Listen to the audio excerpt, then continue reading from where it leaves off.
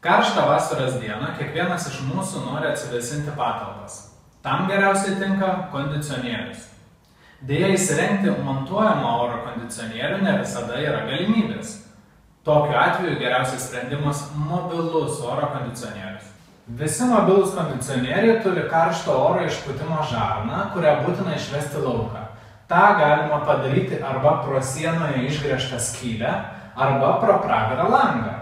Deja, tokiu atveju efektyvumas yra silpnesnis, nes dalis karšto oro grįžta pro likusią pravirą lango dalį.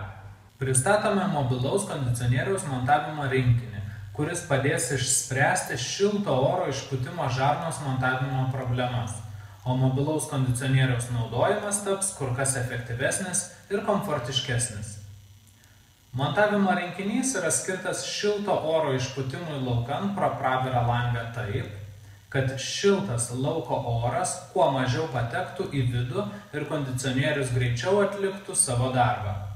Montavimo rinkinys yra pagamintas iš patvarios, vandeniui atsparios medžiagos, todėl lietus nesukels jums problemų, o vabzdžiai taip pat negalės patekti į patalpą. Mobilaus kondicionieriaus montavimo rinkinys yra universalus ir tinka visiems įprastai naudojamiems langams. Nesvarbu, ar jie atidaromi iš dešinės, ar iš kairės, ar iš viršaus. Taip pat tinka ir pakeliamiems stogo langams. Svarbu tik tai, kad lango išorinės kraštinės, neskaičiuojant jungiančios dalies, neviršytų 4 metrų. Montavimo rinkinys yra tvirtinamas tarp lango karkaso ir rėmo. Pirmiausia, praverkite langą ir nuvalykite nuo paviršiaus dulkes ir riebalus. Nuimkite juostelės lipduką ir pritvirtinkite ją prie lango karkaso bei rėmo.